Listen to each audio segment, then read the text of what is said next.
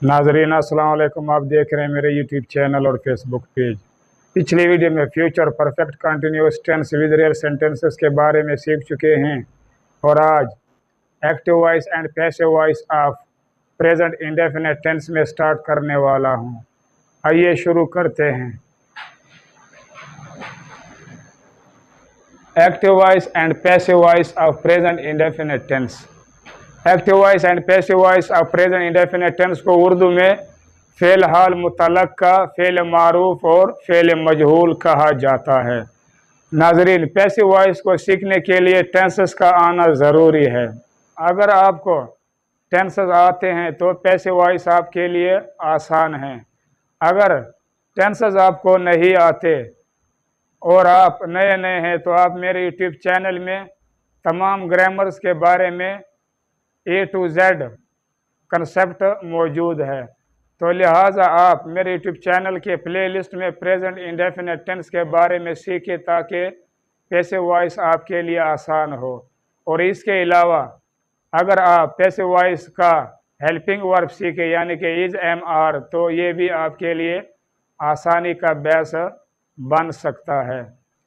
नाजरीन, 12 टेंसेस में से सिर्फ 8 टेंसेस का पैसिव वॉइस बनाया जाता है। Present indefinite tense, present continuous tense, present perfect tense, past indefinite tense, past continuous tense, past perfect tense, future indefinite tense और फ्यूचर परफेक्ट टेंस का पैसिव वॉइस बनाए जाते हैं।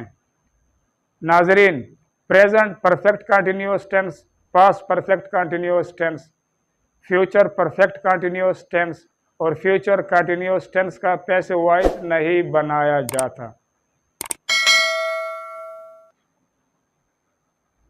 हर पैसिव वॉइस में वर्ब की थर्ड फॉर्म लगती है।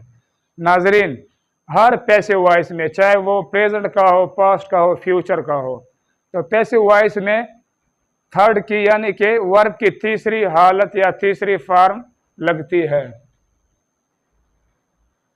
Active voice में सबसे पहले सब्जेक्ट लगता है, फिर वर्ब लगता है और फिर ऑब्जेक्ट लगता है।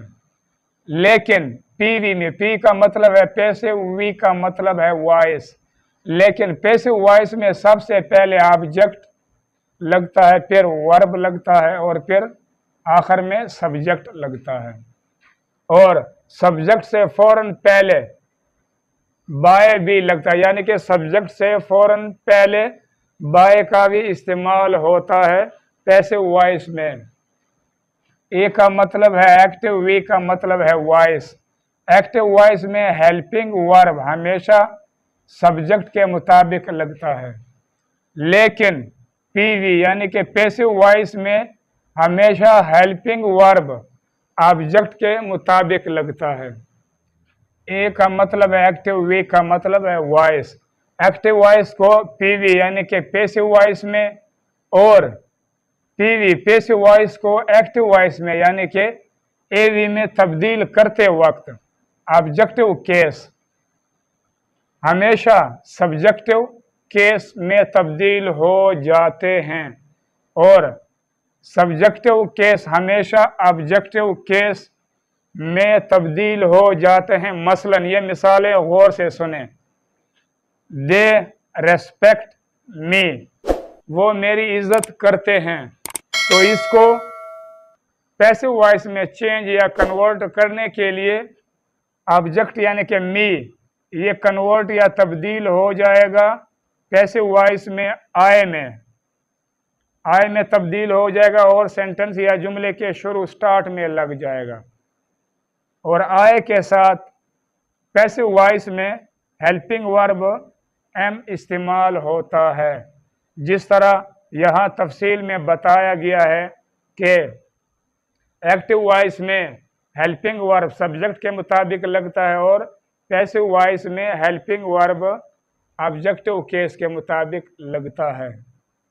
और रेस्पेक्ट ये वर्ब की फर्स्ट फॉर्म है और ये तब्दील हो जाएगा पैसिव वॉइस में रेस्पेक्टेड वर्ब की यानी कि थर्ड फॉर्म में तब्दील हो जाएगा। और थर्ड फॉर्म के बाद बाय का इस्तेमाल किया जाएगा और एक्टिव वॉइस का सब्जेक्ट यानी कि दे ये कन्वर्ट या तब्दील हो जाएगा पैसिव वॉइस में ऑब्जेक्टिव केस यानी कि देम में तब्दील हो जाएगा। तो इन मिसालों को अच्छी तरह से देखें और सुने। इस टेंस के पीवी यानी कि पैसिव वॉइस में इज एम आर बतौर helping verb HV helping verb इस्तेमाल होते हैं। मनफी बनाने के लिए एचवी यानी कि हेल्पिंग वर्ब के बाद नॉट लगता है और सवालिया यानी कि इंटरोगेटिव बनाने के लिए एचवी हेल्पिंग वर्ब को शुरू में लगाया जाता है यानी कि सेंटेंस या जुमले के स्टार्ट में लगाया जाता है। ये जुमले सिर्फ एक सब्जेक्ट एक वर्ब और एक ऑब्जेक्ट वाले हैं यानी कि ये वो सेंटेंस या जुमले हैं जो बच्चों को पढ़ाए जाते हैं या बच्चों को सिखाए जाते हैं। तो नाजरीन, एक्टिव वॉइस और passive voice of present indefinite tense में सेंटेंस या जुमला बनाने का ये वाला तरीका है। सबसे पहले सेंटेंस या जुमले में सब्जेक्ट यानी कि फाइल लगता है प्लस वी, फिर वर्ब लगता है प्लस ऑब्ज, फिर ऑब्जेक्ट मफऊल लगता है। तो पी का मतलब है पैसिव, वी का मतलब है वॉइस। तो पैसिव वॉइस में सबसे पहले ऑब्जेक्ट लगता है, उसके बाद हेल्पिंग वर्ब लगता है, उसके बाद वर्ब यानी कि वर्ब की थर्ड फॉर्म लगती है, इसके बाद बाय लगता है और आखिर में सब्जेक्ट लगता है। ए वी active voice he disturbs us, वो हमें तंग करता है। तो नाजरीन, इस सेंटेंस या जुमले में सबसे पहले ही सब्जेक्ट को लगाया गया, इसके बाद हेल्पिंग वर्ब को लगाया गया, इसके बाद ऑब्जेक्ट को लगाया गया है। तो नाजरीन, PV passive voice, passive voice में सबसे पहले ऑब्जेक्ट यानी कि वी को लगाया जाता है, फिर हेल्पिंग वर्ब को लगाया जाता है, फिर वर्ब यानी कि वर्ब की थर्ड फॉर्म लगाया जाता है, फिर बाय और आखिर में सब्जेक्ट को लगाया जाता है। We are disturbed by him, मुझे उसके ज़रिए तंग किया जाता है।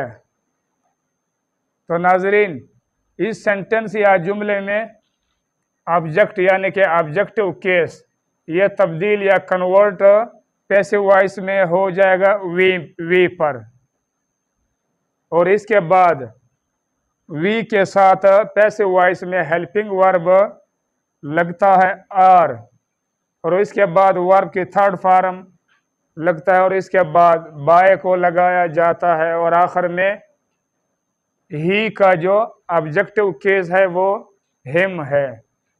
तो पैसिव वॉइस में आखिर में ही कन्वर्ट यानी कि तब्दील हो जाएगा हिम में। तो ये तरीका है एक्टिव वॉइस से पैसिव वॉइस बनाने का। ए वी active voice, he does not disturb अस, वो हमें तंग नहीं करता। तो इसका पैसिव वॉइस बनाने के लिए ऑब्जेक्टिव केस ये तब्दील या कन्वर्ट हो जाएगा वी में, यानी कि अस का जो सब्जेक्टिव केस है वो वी है।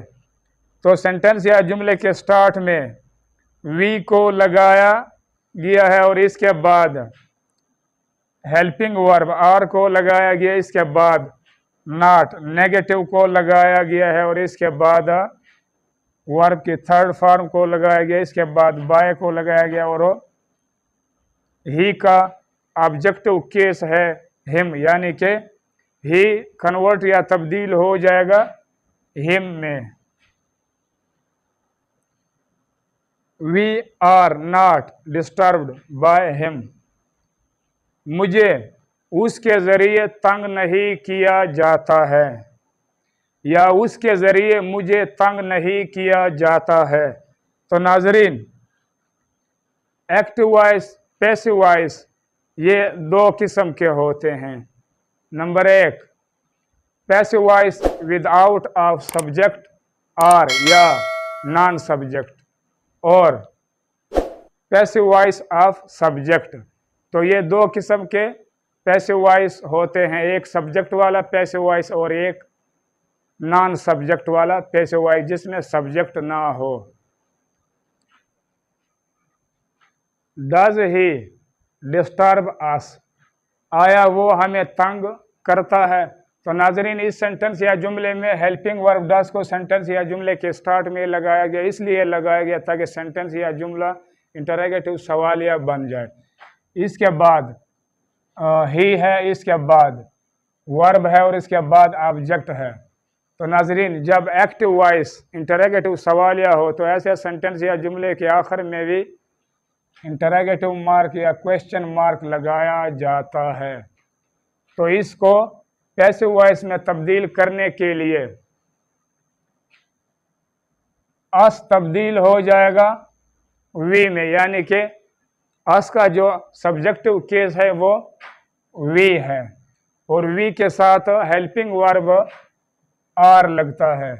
तो नाजरीन, पैसिव वॉइस में आर को सेंटेंस या जुमले के स्टार्ट में लगाया गया ताकि सेंटेंस या जुमला इंटरोगेटिव सवालिया बन जाए। इसके बाद वर्ब है और इसके बाद बाय है और इसके बाद आखिर में हिम है, यानी कि ही का ऑब्जेक्टिव केस हिम है। तो नाजरीन, पैसिव वॉइस जब इंटरोगेटिव सवालिया हो तो ऐसे सेंटेंस या जुमले के आखिर में भी क्वेश्चन मार्क या सवालिया निशान लगाया जाता है। Are we disturbed by him, आया मुझे उसके ज़रिए तंग किया जाता है। तो नाजरीन, जब सेंटेंस या जुमला अगर बाय हिम को अलहदा करे यानी कि हटा दें तो ये सेंटेंस या जुमला बन जाएगा passive voice without of subject या नॉन सब्जेक्ट। अगर बाय को हम इसके साथ लगा दें तो ये सेंटेंस या जुमला बन जाएगा पैसिव वॉइस ऑफ सब्जेक्ट, यानी कि सब्जेक्टिव वाला पैसिव वॉइस। अगर इस सेंटेंस या जुमले में भी बाय हिम को हटा दे तो ये सेंटेंस या जुमला बन जाएगा passive voice without of subject या non subject. Does he not disturb us, आया वो हमें तंग नहीं करता। तो नाजरीन, इस सेंटेंस या जुमले में हेल्पिंग वर्ब डज को सेंटेंस या जुमले के स्टार्ट में लगाया गया ताकि सेंटेंस या जुमला इंटरोगेटिव सवालिया बन जाए। इसके बाद सब्जेक्ट है, इसके बाद नॉट नेगेटिव है और इस सेंटेंस या जुमले में नॉट इसलिए लगाया गया ताकि सेंटेंस या जुमला नेगेटिव मनफी बन जाए। और ये वो सेंटेंस या जुमला है जो बैक वक्त इन वन टाइम सेंटेंस या जुमला इंटरोगेटिव सवालिया भी हो और नेगेटिव मनफी भी हो। तो ऐसे सेंटेंस या जुमले के आखिर में भी क्वेश्चन मार्क सवालिया निशान लगाया जाता है। तो इस सेंटेंस या जुमले को पैसिव वॉइस में कन्वर्ट करने के लिए अस को कन्वर्ट किया जाएगा वी में। अस का जो सब्जेक्टिव केस है वो वी है और वी के साथ हेल्पिंग वर्ब लगता है आर, और आर को यानी कि हेल्पिंग वर्ब को सेंटेंस या जुमले के स्टार्ट में लगाया गया ताकि सेंटेंस या जुमला इंटरोगेटिव सवालिया बन जाए। तो वी के बाद नॉट को लगाया गया ताकि सेंटेंस या जुमला नेगेटिव मनफी बन जाए। और ये वो सेंटेंस या जुमला है पैसिव वॉइस का जो बैक वक्त इन वन टाइम सेंटेंस या जुमला इंटरोगेटिव सवालिया भी हो और नेगेटिव मनफी भी हो। तो इसके बाद वर्ब है और इसके बाद बाय है और इसके बाद हिम यानी कि ऑब्जेक्ट है। तो ही कन्वर्ट या तब्दील हो जाएगा हिम में, यानी कि हिम ही का ऑब्जेक्टिव केस है। तो ऐसे सेंटेंस या जुमले में भी क्वेश्चन मार्क सवालिया निशान लगाया जाता है। Are we not disturbed by him, आया हमें उसके जरिए तंग नहीं किया जाता है। तो नाजरीन, अगर इससे हम बाय हिम अलहदा करें तो ये सेंटेंस या जुमला passive voice without of subject वाला या नॉन सब्जेक्ट वाला बन जाएगा। आई वेट फॉर यू, मैं आपके लिए इंतज़ार करता हूँ। आए सब्जेक्ट है, वेट वर्ब है, ये प्रेपोजिशन है, यू ऑब्जेक्ट है यानी कि ऑब्जेक्टिव केस है। और इसको कन्वर्ट करने के लिए यानी कि पैसिव वॉइस में तब्दील करने के लिए यू का जो सब्जेक्टिव केस है वो भी यू है, क्योंकि यू का ऑब्जेक्टिव केस यू है और यू ऑब्जेक्टिव केस का सब्जेक्टिव केस भी यू है। तो यू कन्वर्ट हो जाएगा यू में, और यू के साथ हेल्पिंग वर्ब लगता है यानी कि प्लूरल आर, और इसके बाद वेट तब्दील हो जाएगा थर्ड फॉर्म में यानी कि वेटेड में तब्दील हो जाएगा, और इसके बाद फॉर को लगाया जाता है यानी कि प्रेपोजिशन को लगाया जाता है, इसके बाद बाय को लगाया जाता है, और आय का जो ऑब्जेक्टिव केस है वो मी है, तो आय कन्वर्ट हो जाएगा मी में और सेंटेंस या जुमले के आखिर में आ जाएगा। तो इसका उर्दू तर्जमा है, आपका मेरे ज़रिए इंतज़ार किया जाता है। तो ये पैसिव वॉइस का उर्दू का तर्जमा है। नाजरीन, अगर बाय मी को अलहदा करें तो ये सेंटेंस या जुमला रह जाएगा passive voice without of subject और नॉन सब्जेक्ट का। I do not wait for you, मैं आपके लिए या तुम्हारे लिए इंतज़ार नहीं करता। तो नाजरीन, ये कन्वर्ट हो जाएगा यू यानी कि ऑब्जेक्टिव केस यू कन्वर्ट हो जाएगा सब्जेक्टिव केस यू में, और यू के साथ पैसिव वॉइस में हेल्पिंग वर्ब आर लगता है, और इसके बाद नॉट लगता है, और इसके बाद वेट तब्दील हो जाएगा वेटेड में, और इसके बाद प्रेपोजिशन, और इसके बाद बाय, और आखिर में आय का जो ऑब्जेक्टिव केस है वो मी है, तो आय तब्दील हो जाएगा मी में। तो इसका तर्जमा है उर्दू में, आपका मेरे ज़रिए इंतज़ार नहीं किया जाता या मुझे ही के ज़रिए आपका इंतज़ार नहीं किया जाता। वी हेल्प अली, हम अली की मदद करते हैं। तो इसको पैसिव वॉइस में तब्दील करने के लिए अली सिंगुलर नेम है, तो अली यहाँ सेंटेंस या जुमले में ऑब्जेक्ट के तौर पर इस्तेमाल किया गया है। तो अली का जो सब्जेक्टिव केस है वो भी अली है, तो अली कन्वर्ट या तब्दील हो जाएगा अली यानी कि सिंगुलर नेम पर, और अली के साथ हेल्पिंग वर्ब लगता है इज, और हेल्प तब्दील हो जाएगा हेल्प्ड में यानी कि थर्ड फॉर्म में, और इसके बाद बाय को लगाया जाता है और आखिर में अस को लगाया जाता है, क्योंकि वी का जो ऑब्जेक्टिव केस है वो अस है।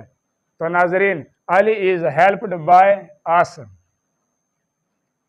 अली की हमारे ज़रिए मदद किया जाता है। तो नाजरीन, अगर बाय अस को अलहदा करें तो ये सेंटेंस या जुमला passive voice without of subject और नॉन सब्जेक्ट वाला बन जाएगा। अली एडमायर्स अदनान, अली अदनान की तारीफ़ करता है। तो नाजरीन, ये सेंटेंस या जुमला एक्टिव वॉइस वाला है। अगर हम इसको पैसिव वॉइस में तब्दील करें तो अदनान सिंगुलर नेम है, तो अदनान तब्दील हो जाएगा सिंगुलर नेम अदनान पर पैसिव वॉइस में, और अदनान यानी कि सिंगुलर नेम है और इसके साथ हेल्पिंग वर्ब लगता है पैसिव वॉइस में इज। एडमायर ये तब्दील हो जाएगा वर्ब की तीसरी हालत में यानी कि एडमायर्ड में, उसके बाद बाय को लगाया जाता है और आखिर में अली को लगाया जाता है। तो नाजरीन, अली भी नेम है, सिंगुलर नेम है, तो अली भी कन्वर्ट हो जाएगा यानी कि ऑब्जेक्टिव केस में तब्दील हो जाएगा अली पर। तो ये तरीका है पैसिव वॉइस का सिंगुलर नेम का एक्टिव वॉइस से पैसिव वॉइस बनाने का। Adnan is admired by Ali. Adnan का अली के ज़रिए तारीफ़ किया जाता है। तो नाजरीन, अगर इसको बाय अली को अलहदा करें तो ये सेंटेंस या जुमला रह जाएगा passive voice without of subject.